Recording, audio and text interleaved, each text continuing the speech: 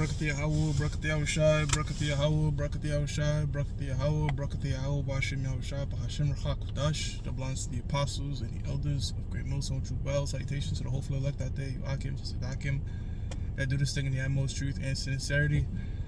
On the priest Shimon, this week's topic is going to be entitled, Hamas has until 12 p.m. Saturday, or hell is going to break loose. Hamas has until 12 p.m. Saturday, or all hell will break loose. That's what Donald Trump said when he was interviewed concerning Hamas releasing the hostages, the Israeli hostages. Okay, they said, look, the ceasefire is off because Israel has broken those agreements, and so therefore they're not going to release the other 72 hostages. Trump said, look, they need to be released by Saturday at 12 p.m. or all hell's going to break loose. And he doesn't want them getting released little by little. You know, he wants all of them right now. He says only unless Israel, Bibi Netanyahu, the Prime Minister of Israel, does otherwise, Saturday is about to be turned the fuck up if they don't release everybody. So that's some big threats right there, man. And this whole Israel-Palestine thing has a lot of people divided. It's kind of, I was kind of playing it back in my head, like, if Biden won the election, like, I do believe they were trying to kill Trump, his political adversaries. I believe that was an assassination attempt. And ironically enough, speaking of Saturday, that happened on a Saturday. I remember at camp, the priest Yonathon, he had showed us on his phone, like, they just try to kill Trump. Come on, bro. Said they just try to kill Trump, but yeah, that was on a Saturday, which I believe the plan was to kill him on Saturday because the RNC, the Republican National Convention, when they picked who's going to rep the Republican Party, was that Monday. So kill him Saturday, have him get replaced with Nikki Haley, and Biden would have clearly crushed him. However, the events did not play out that way. Okay, he survived it. After Biden botched the debate, because Biden botched the presidential debate horribly, so it was clear, like, Trump was gonna take this shit. Like, it was leaning on a landslide. He was up on all polls, so they tried to kill him, put Nikki Haley in. That didn't work out, and when that didn't work out, they dropped Biden, replaced him with Kamala. So all that took place on a Saturday, and I'm sure a lot of shit be taking place on a Saturday is what I'm peeping. Could be coincidence, could be more, I'm not sure. I'm just saying, that switched my whole show up, because I was going to do a lesson completely different. But what I was going to say too is, like, if you think about it too, let's say Biden did win another election, the same shit would have kind of been happening, right? Because you'd have people revolting on the right hand, because we were kind of speculating who we think would win. Because if Kamala won, the Republican Party said, look, it's going to be all out civil war. And Trump won, and now the left is like raging. So it's like whoever won, the opposite party would have been raging. And like I said through the Spirit, there will not be any peace in the Middle East according to prophecy. Okay, and these people in America are going to be warring. This is what the scripture says. Amos 3:3. It says, "Can two walk together except they be agreed?" So there will never be peace in the Middle East, because in 1952, the president of Egypt, Omar Nagasa, I keep messing up his name, I gotta get that right, but he said, we will never respect those Jews in the land of Palestine because they left black and came back white. Those people over there in that Middle Eastern area, they know who the real people of the Lord are. They know the real Jews, all right? Or the Negroes, Latinos, and Native Americans, all right? Not freaking Edomites that migrated from Poland and Europe and these different sorts of things into the land of Palestine, and told they got that land to an Arthur Balfour Declaration. No, we go through it time and time again. Isaiah 14:1 says the Most High Himself is going to put us back in that land. So can two walk together lest they be agreed? They do not agree on sharing that land. There will never be peace over there, all right? And it's crazy because people are pretty divisive. Some people are just like, Hamas is a terrorist organization, destroy it. But people are also saying the Israelis are a terrorist organization, and you can make the argument for that, you know what I'm saying, because they bombed the shit out of them. And when you think about it, like, think about what's gonna happen, right? You chilling with your family, and then for no reason a bomb just comes and you walking home and wipes out your entire family. Do you think people are going to want peace with that, or you think people are going to radicalize? That's not something someone gets over. You know what I'm saying? So they keep bombing the shit out them. And look, like I said, we are not on no free Palestine. We don't have a dog in the fight. Okay, we're just prophesying. Okay, I want to make that clear. And I'm speaking for my Great Millstone. We're not like them other camps. That don't concern us. We're just concerned about the prophecies. Okay, but you can see how that will radicalize groups, and it's not far-fetched. Okay, that the Israelis infiltrate certain of these different organizations. Okay, we saw it happen in Syria. Now Syria has given the green light for Hamas to work with Syria, which I believe through the Spirit, all right, that Mohammed Julani, the guy that took over from Mossad, that particular regime, is a Mossad asset. He's a CIA Mossad asset. Okay. This is the book of Genesis chapter 3 verse 1. It says, now the serpent was more subtle than any beast of the field. Right, now the serpent is a so-called white man. The beast represents the other nation. The so-called white man is very subtle, very under the web, very cunning, uses a ton of subterfuge. In fact, the quote of the Mossad is, through cunning we'll make war. So they devise a lot of shit, man. Okay, so even false flag situation, like I said, anybody wrap their head around something and cover their face up, they could pose as anybody. You know what I'm saying? So they could use organic events or synthetic events as a reason, all right, to stir some shit up over there in the Gaza Strip, okay, and get the United States involved. And the goal is to get the United States over there, okay, to ultimately get them to go to Iran. And that's when, boom, World War III will take place, man, okay? Pursuant to Jeremiah the 50th chapter and the 49th chapter, with Israel bringing everybody over to that Middle Eastern area, all right, to get this thing on and popping. Now, once that shit becomes mandated, all right, then we'll go. Then we'll go, all right? You see that they're trying to get rid of the penny and the nickel for valid reasons, okay? Because it does cost more than a penny to make a penny, so that's a valid reason to get rid of it, but also it's to get rid of tangible currencies, man. All right, we're going to go to more and more digital, crypto, blockchain, ultimately leading up to that RFID microchip, and that's how they do things, through gradualism. All right.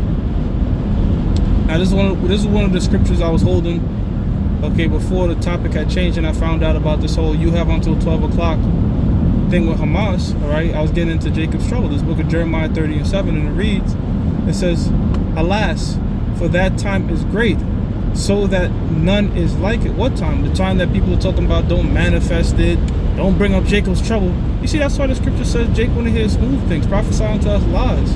All right, these niggas don't want to go with hardship. They just kind of just want the kingdom to drop in their lap. Nah, man, it says Jacob's trouble is coming, man. Okay, and people in America are very, very entitled, man. They don't understand what it's like to go through real poverty, go through real. I'm talking about people that come from third world countries, no real fucking poverty, like real hardships. You know what I'm saying?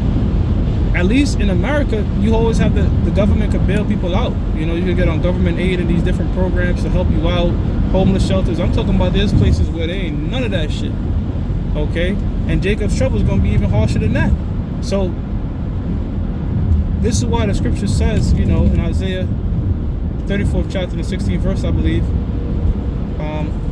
that the wisdom and knowledge should be the stability of our times, because there's going to be some hardships. I mean, right now, we just go through real grievances and annoyances, you know. For us, catching hell is the car broke down, or, you know, you backed up on your bills and shit. That ain't, you know, that's just little grievances, brothers. You know, we get through the shit. Yeah, it can be stressful. I'm not saying it doesn't get stressful, but it really ain't shit, right? When the Most High turns shit up, man, and really test our faith, man, our minds are gonna have to be calcified, man. That's how come you have to stay in, we have to stay in tune with the scriptures to get our mind ready for these things, man. You see, this man is moving quick. By the time you do one lesson, tomorrow there's a whole fucking different topic out there. Now they starting to bring out, and Tucker Carlson's was bringing it out, okay, that the assassination attempt was an inside job with Joe Biden, Christopher Wray, and, you know, this is something I mentioned last year when it happened. I mentioned names like Peter Stock and Lisa Page that worked with Christopher Wray's law firm, all right, that they texted that they don't want this guy back in. So what I was going into is the House divided, that within the FBIA, and these different organizations of Esau, all right, some sway one way, some sway the other, all right. So it'll be very interesting if that does come out there, if that does come to light. It says, it is even the time of Jacob's trouble, but he shall be saved out of it, right? So Jacob shall be saved out of it, namely the elect. Okay, I mean, some 2/3 are going to get out of there, you know, because the scripture says in the book of Amos, speaking about the day of the Lord, that some might escape the lion and the bear, but ultimately that serpent and the missile is going to hit them.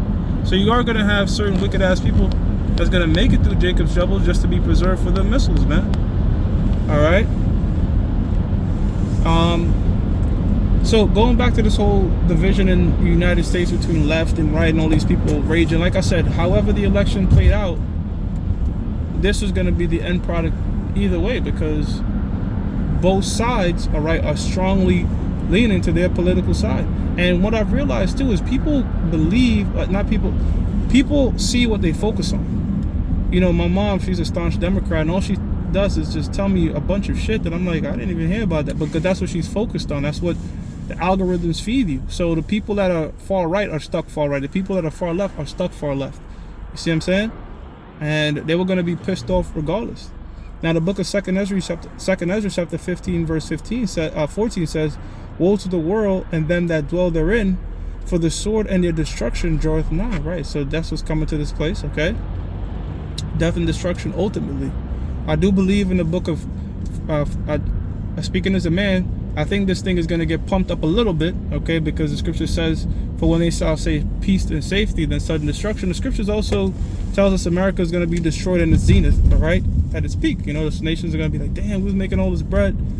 So the Most High might run this shit up a little bit just to ultimately dump it. I could see that happening, okay? It says, for the sword and their destruction draweth nigh, and one people shall stand up and fight against another people, and sword in their hands. Right, so you have a bunch of divisions in the United States. Okay, when all hell breaks loose, that's gonna probably still be around, and also people are just gonna be trying to fend for themselves, fend for their lives.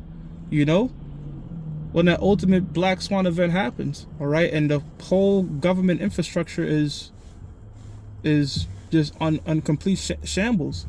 It says, for there shall be sedition among men, right? Speaking of an uprising against the government. Like I've said, you're seeing that happen on either side. There's great distrust. There's dude Elon Musk, all right, with his Doge team, with the Department of the Government Efficiency, all right, with all these different audits. They keep auditing these different federal organizations, and they find out like, yo, your taxpayer dollars is going to bullshit. It just got released that they spending taxpayer dollars on luxury hotels for illegal immigrants, man. It says, for their sword and destruction draweth nigh, and one people shall stand up and fight against another, and sword in their hands. Right, so a sword is any means of weaponry, all right? So this ties in with Jacob's trouble. This ties in with all hell breaks loose. This ties in with these different political parties and views and all that type of shit. It's all bubbling up, okay, into one great war, all right, civil war. It says, and one people shall stand up and fight against another, and swords in their hands, for there shall be sedition among men, and invading one another. They shall not regard their kings nor princes, and the course of their actions shall stand in their power. So what's that talking about? They're not going to honor the mayors and the voice of the president and the governor. People are just going to be trying to fend for themselves and doing what they got to do. And it says that and all these events that are happening is sort of building up that distrust and distaste for the government. And that's like I'm saying through the spirit, whoever won, the same, it would have played out the same way. The right wouldn't have trusted their government. They wouldn't have trusted elections. And Trump won, and now the level, we don't trust the government. Elon Musk is trying to steal your private data. So you see what I'm saying? That them not regarding their kings and princes is already like creating a lot of distrust in the government. People are not trusting the government on either political sides, man. So the Most High, man, hey, man, you know, these prophecies, scriptures tell us, Isaiah 55:11, they shall not return void. The Most High is setting everything up. Every piece on that chessboard is being set up, man, okay? So, as we can see, a lot is happening in a very short amount of time. Our deliverance, man, we're very close, man. We're very close. Things are moving. With that, I'm going to give all praises to Yahweh, Bahashim Yahweh Shah, Bahashim Kodash, that belongs to the apostles and the elders of Great Millstone True Well. Salutations to the hopeful elect out there. You Akim to Sadakim that do sing the most truth and sincerity. Shalom.